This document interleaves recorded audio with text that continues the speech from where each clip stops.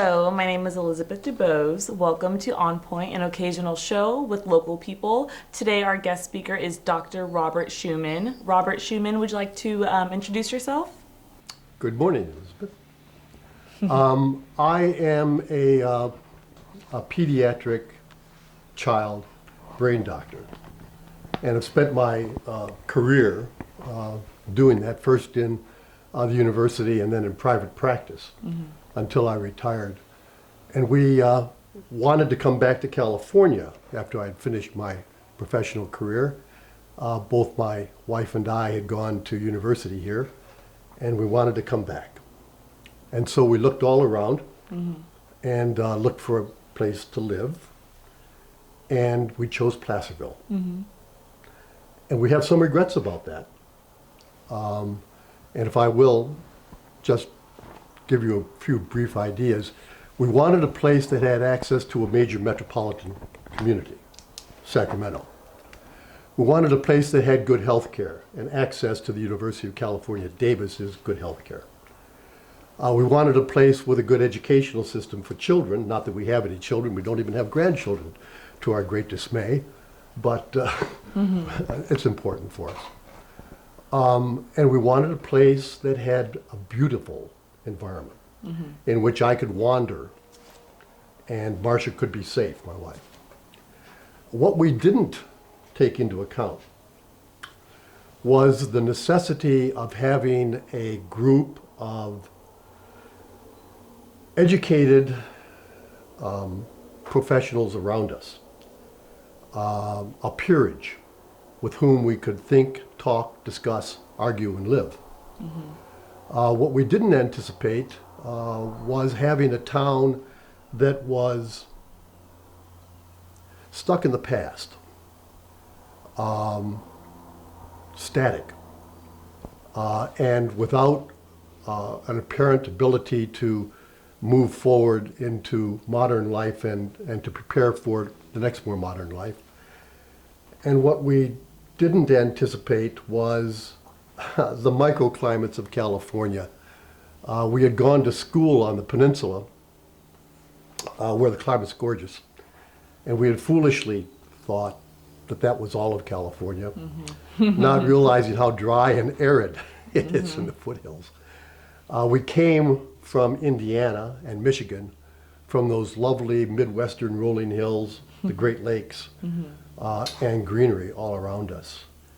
And instead we got harsh summers in exchange for harsh winters, and of course climate change. And all of these things have brought to the fore the absolute necessity for this community, the small community of Placerville, the larger community of El Dorado County, the larger community of the state, and even more importantly the nation, to move forward to be modern, responsible, and conservative of our ability to live in the environment. What I needed to do to formulate my ideas was to write a little essay called Wealth, Health, and Wisdom. And that's really the thrust of what I have to discuss with you today. Let's talk about wealth first. Wealth is an absolute necessity for well-being, for health, in other words. And it encourages and increases wisdom, and wisdom encourages and increases wealth. So it's a virtuous cycle. You'll hear me use that term, virtuous cycle, often. Wealth needs to be distributed equally, because if you don't have wealth, you can't have health. And by that I mean that it takes money to buy over-the-counter medicines. It takes money to go see the doctor. It takes money to get a vaccination. It takes money to do all of the things in healthy living that make a difference in your resistance to wayward diseases. It takes money to buy silverware. It takes money to buy a dishwasher that can sterilize the silverware so that you can eat with clean utensils and you don't get contaminated by your friends bringing something into the house or that you inadvertently introduced into the house. It takes money to refrigerate your food.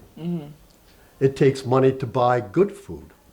It takes money to put a roof over your head and protect you from the weather, whether it be too hot or too cold, too wet or too dry. So without wealth, the citizenry cannot live well. Where it becomes complicated is that wealth begets wealth. Wealth begets respect. Wealth begets privilege. And the natural inclination of the human is to accumulate as much wealth as possible, to enjoy the respect that it comes from, and to lever that respect into opportunity to make more wealth that other people don't get an opportunity to do. And then because wealth and respect breed prestige, and that results in power, you hoard these things like Scrooge to the detriment of the society around you. I've spoken about how wealth and health are linked. Wealth and education are also linked. If you don't have an education, then you are forced to do in your society what your parents did, or something like it, because that's the only education you get. If you have a formal education, you can become a physicist, you can become an astronaut, you can become a biologist, and on, an engineer, a maker of boilers, whether they're steam boilers or neutron boilers. You can pave the way to the stars. Without wealth from the community invested in education, that sort of intellectual wealth gets squandered. And if that sort of intellectual wealth gets squandered, then you have no way of limiting the peers who, by virtue of wealth and respect, have held on to power and wealth generation. And you have no way of spreading the ability to generate wealth in the population. And so, just as we've seen in our society over the last 20 years, the wealth accumulates in the hands of the few and diminishes in the hands of the many. So, we've talked about wealth. We've talked about health. Now let's talk about schools. Education, school, yes. The real wealth of a community that's operating well, that's governed well, the real wealth is in its youth. The reason for that is that the mind of the youth can be honed, can be nurtured, can be directed. And if we do that, then we make our engineers and our physicists and our doctors and our lawyers and our governors and our legislators. And we do a much more informed job, and a much more informed job for that generation is always the definition of a better job. If we are confined in our educational efforts to the high schools, and we don't have any post-high school education, then our youth leave by age 18. They leave for the Army. They leave for Hollywood. They leave for New York City. And they certainly leave for the university elsewhere. And they have so much energy. Think of the energy we had when we were 18 to 28 years old, from undergraduate to graduate school education. And they have to put that energy somewhere, and they put it into the environment in which they live. That's always to the good of the environment, that large human environment that we're talking about. But the other thing that they do is they tend to stay or find reasons to stay or try to stay where they were educated. And that means now that you have a cadre of 30 and 40-year-olds who are at the peak of their performance, and they build what they're going to build in your community. Take them away from your community as Placerville has done, or failed to develop them as Placerville has failed. And all of that talent goes elsewhere, all of that incentive goes elsewhere, all of that wealth generation goes elsewhere. And that means our educational efforts remain blunted, our health efforts remain blunted, our social care efforts, such as women's shelters and Operation Head Start and nursery schools and child care remain blunted. Our homelessness doesn't get addressed because we don't have the money to address it. If we don't have the money to address it, we don't have the intellectual capital to address it. It's very true. So, that brings us to governance. How does one tell a good governor? And I don't mean a governor of a state. I mean a governor of a school, the principal. I mean the governor of your local pit and gravel mine. I mean the governor of your hospital. I mean the governor of your board of directors for the city council or for the state council or for your sheriff or for your district attorney. How do you tell a good governor? A good governor, the Aristotelian ideal of a good governor is one who is selfless.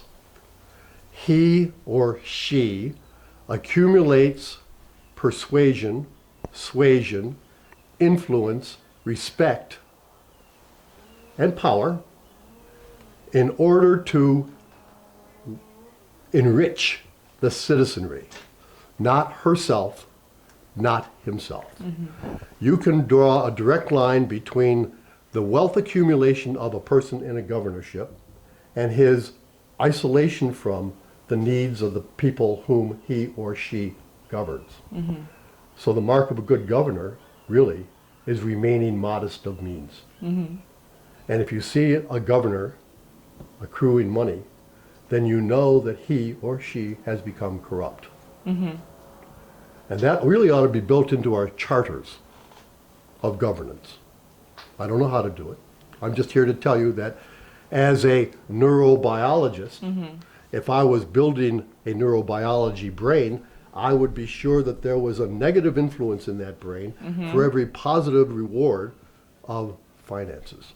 And we need to do that politically in this system. Yeah. If you have a large middle class, by chance alone, just by sheer numbers, a good number of governors are going to come out of the middle class. Yes. They will have been raised in middle class values, they will speak middle class values, and they will return to their middle class values constantly. The problem that we have now is that the Senate is a very good example of the corruption of ethics that I'm talking about. You get a 6-year term, you're only one of 2 people in the state, and your primary goal is to be returned to office. And the longer you're in office, the more power you accumulate. The longer you're in office, the more wealth you accumulate. And the less responsive you are to the citizenry. The House of Representatives, Lord knows, has lots and lots of trouble. But having to go back to the electorate every 2 years makes them more responsive than the Senate is. And our local board of representatives who lives in the community, our board of supervisors, on whose door I knock, with whom I have conversations, are much more responsive than our federal representatives. Yes. Distance is an impediment. Proximity is a help. Wow. And it's a way of avoiding entitlement. And entitlement is a terrible ill on the society. A person who feels that he or she can propose and promulgate and execute a rule that's favorable to him or her without regard to what it does to the people whom it affects. So how do we get that message out to the people in a way that can get them to understand that that's the bigger picture, because that is the bigger picture. I think, as a moral principle, as a philosophical moral principle, I think that the better educated you are, the more likely you are to be aware of societal needs, but more importantly, that you have a duty to society. So the more you educate our children, the more likely are those children to be responsible to the societal imposition of responsibility. The more entitled your elected people become, or have become, or are, the less civic duty they feel. That's true in the electorate as well. So I would take people who have been poorly educated and be sure that they had exposure, at least, to the same quality of teachers I had, and the same quality of teachers I bought for my children.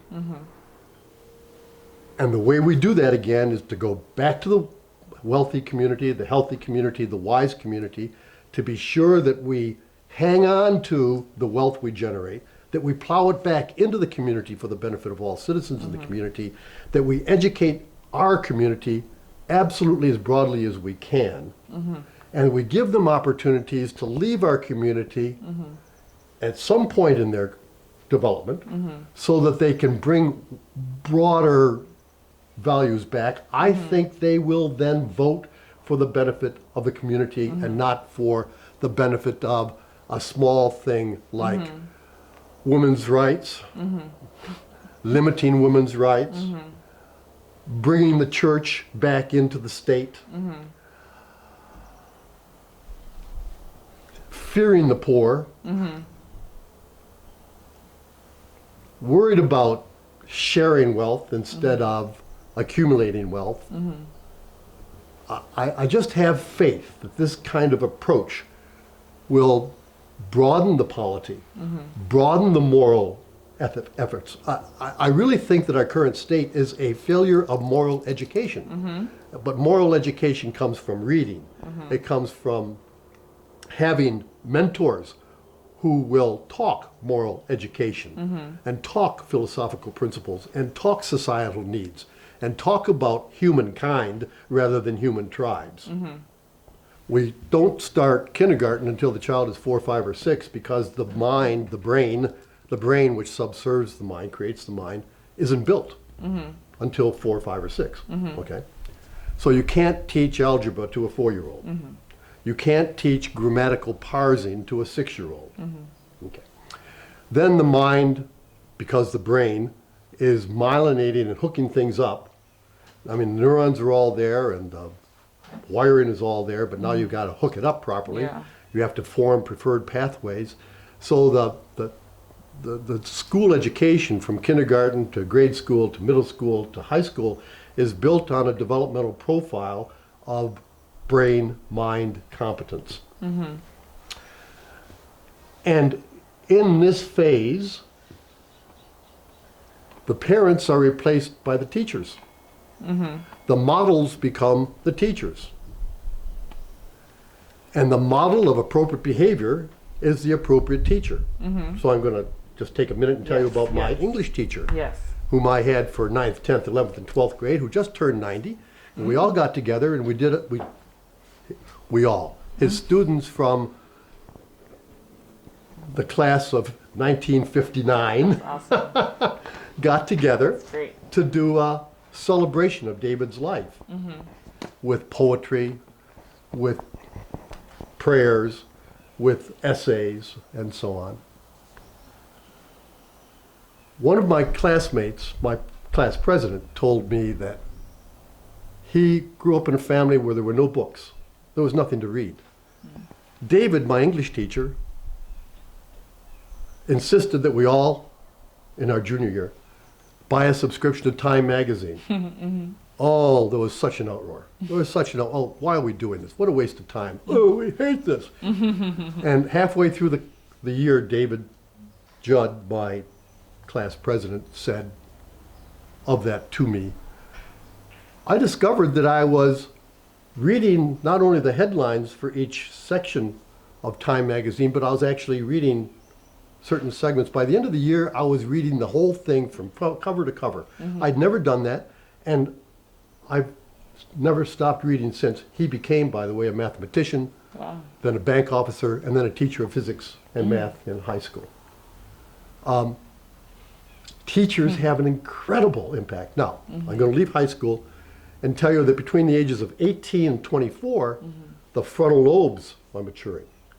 And the experience that a child has, a late adolescent child, an 18 to a 22, 24-year-old has, sets the tone for his thought processes the rest of her life. If he has a brutish work environment, or she has a sexually predacious environment, she will be a different kind of person at age 30 than she would have been had she gone to the university, with or without predation, with or without brutish experiences. But the educational system environment of the university would have buffered, perhaps because of the peerage, perhaps because of the structure of the university, in terms of putting students first, would have been buffered, and she would have accommodated to it better. By the time you're 28, it's pretty much over. You're not finished, but you're pretty much set in your ways. But that's why having a university experience, an educational experience, an ongoing educational experience in a proper environment, which is probably not the workplace. It's probably not the Army either. No. But the Peace Corps was a great example. America Corps was a great example. I mean, these kinds of, the Civilian Conservation Corps, great example of social mission, social responsibility, support around you. Then let me just finish this thought process by saying, then what happens to the elderly like me? So we move here in 2012, and I was then 71. Done, right? I had a fair amount of money. I could buy a piece of property in California. Actually, my son helped us buy the property in California, and we bought when things were low. Okay. So why isn't recruiting a wealthy elderly, people like me, to a place like Placerville the answer for Placerville's problems?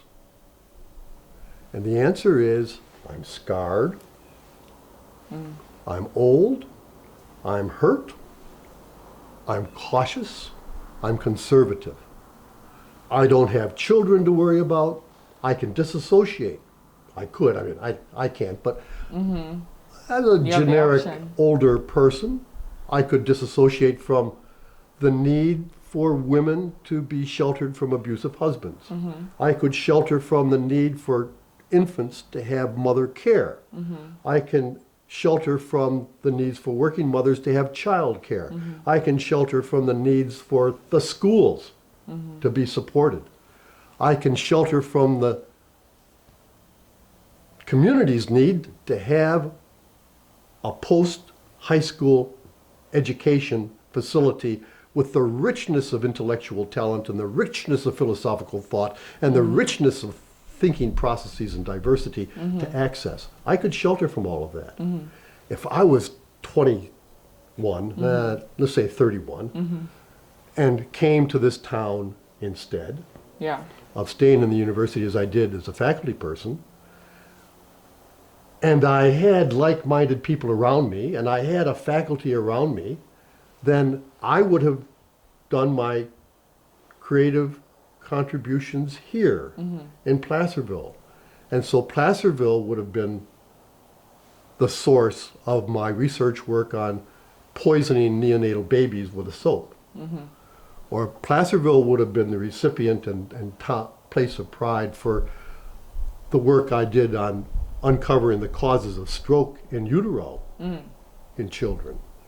Or Placerville would have been the site of research on brain tumors. Yeah. Or Placerville would have been the site of developmental issues in brain development. And I would have had more people around me, right? And what a wonderful gift to the community that would be. That's what Placerville has at stake with its youth. I agree. That's what the governors of Placerville must accomplish. Not in medicine just, but in the fields of education, in the fields of science, in the fields of engineering, in the fields of philosophy, in the fields of English. Yes. We are experiencing the time of the apocalypse. Exactly. The fire has been apocalyptic. The climate crisis has become apocalyptic because Yes. the fires, the horsemen of fire are galloping around because of the climate change. We are facing civil discord. It's not just civil disobedience, it's civil discord, which could erupt into civil war. There's the horsemen of war. And climate change is potentially, in fact has in many places, induced famine, and there's the horsemen of famine. And we have our water supply and our food supply that California has problems unique to California. I was talking with a friend of mine who was a hydrology engineer for California, who tells me that the dams are silting up, the reservoirs are silting up. That most of our reservoirs are actually filled with 75 to 85% silt, with a thin layer of water on top. And you know, we've already put dams across most of the places we can. And the only thing to do is to tear a hole in the dam, let the water run out and the mud run out, flush it downstream, rebuild the dam and start over, because there aren't very many other places. Otherwise, we're going to run out of water in a very serious way. Yeah. Especially in the presence of climate change. Yeah. There is a limited carrying capacity. The fires, of course, are horrific because of the human toll. But the animal toll is incredible too. The floral toll is incredible too. Besides the governance issue that we talked about, the climate issue must be addressed because it is a species-threatening event. Our species. Yeah, I was gonna say it's us. It doesn't matter that in the next 40 years we'll lose 100,000 more species of different things, right? That doesn't really get to us, but we could lose man. We could lose man's ability to inherit this earth because of our mismanagement Exactly. of climate change. These signs are out there telling us to pay attention and do something right now. And one of the rejoinders, one of the false rejoinders to that is that, well, within X number of years, our sciences will have enabled us to leave the planet. Yeah. But we can't take 7 billion people off the planet. Not only that, that's a futures. It's like a real estate agent selling you an apartment in a large building on the basis of who's going to live there and how much he's going to build it out and the amenities you're going to have. It's the futures. You can't see that. You don't want to bet on that. That's the wrong bet. The real bet is that in 100 years from now, you're going to have to be here. And it has to be habitable. It has to be fruitful. Yes. It has to be supportive and nourishment. Your great-grandchildren deserve the same opportunity at life and enjoyment and the pursuit of happiness Yes. that you have or Yes. had, although And we may more. be entering a time where we're going to have to make some accommodations. And the time is upon us. It's not decisions that we Yeah. can defer. Yeah. May I read something to you? Yes, definitely. So, Elizabeth, what I wanted to read to you is something that a friend of ours, John Robert Cornell, and I wrote together last year about climate change. And we entitled it, This Can't Be All There Is. The mighty salmon runs are gone. Our rivers are still poisoned by mercury, even though the days of silver and gold mining are long past. By their millions, our pines and firs are dying from drought, catastrophic fire, mismanagement, and by being called resources instead of our friends. People who spend their days studying nature tell us that our current behaviors will kill another 1 million species by the year 2040 if we remain heedless. We are unraveling the web of life. Our kids rebel against a darkening future of poverty, a diminishing middle class, mass extinctions, and an unlivable climate with protest, state-altering drugs, a diminished sense of control, school strikes, and suicides. Our prison industry brings wealth to its owners and despair to its inmates. Another example of what we talked about, proper governance should not redistribute wealth in the hands of a few at the expense of the many. We have more inmates than any nation in the world.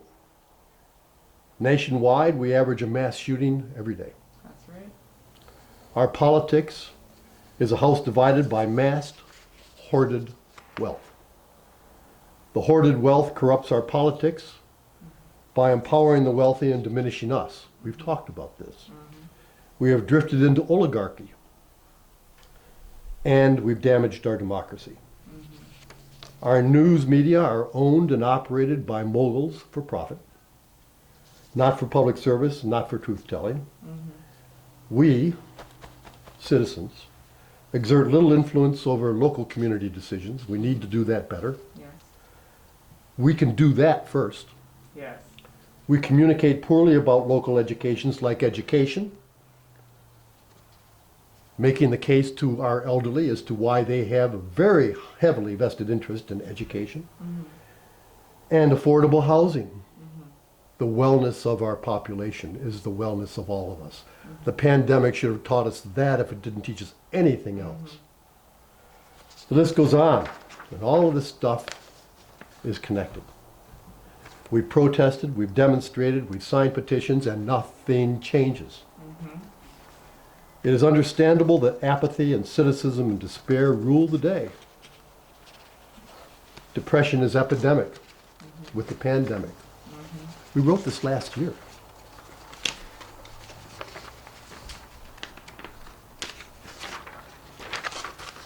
And yet, this can't be all there is. This future already bearing down on us is not our only future. It's not our only future. We have a host of possible futures. This future is designed and implemented by human agency. Whether we choose it or we did not see it, doesn't matter.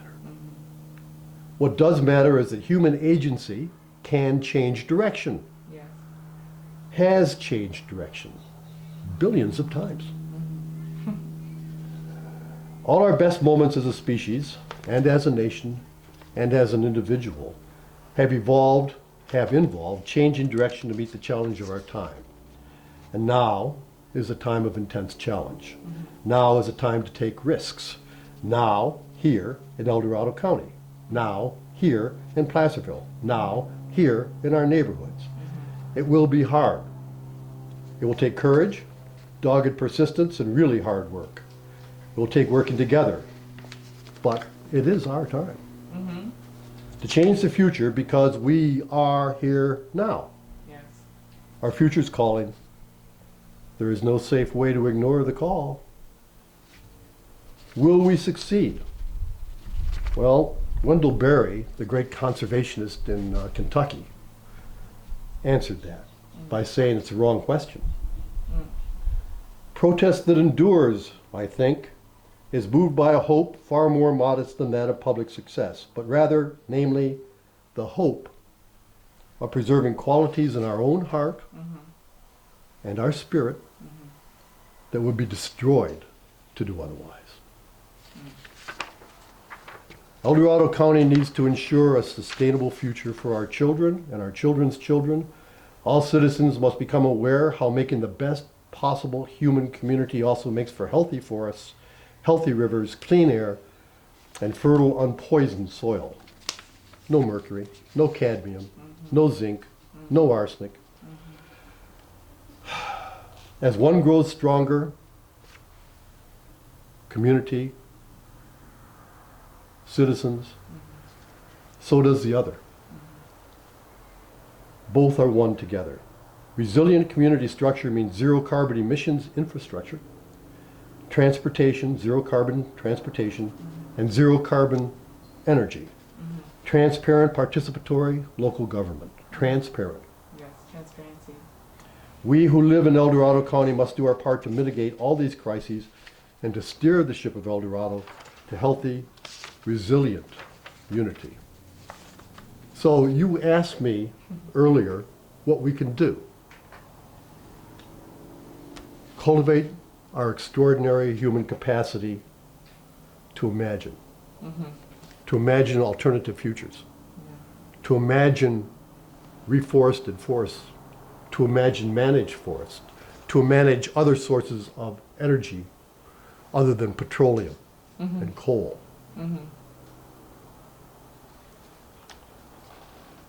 We should have community action where we can gather to brainstorm. Yes. That is another friend of mine, Bill Thorpe's idea. And it's a grand idea because it activates the peerage of thoughtful, concerned, energetic citizens with the moral sense of what's good for the society. Yeah. And any such action locally should be prepared to have tangible work effort to achieve these supposedly ethereal, but absolutely scientifically real goals. They must be achieved.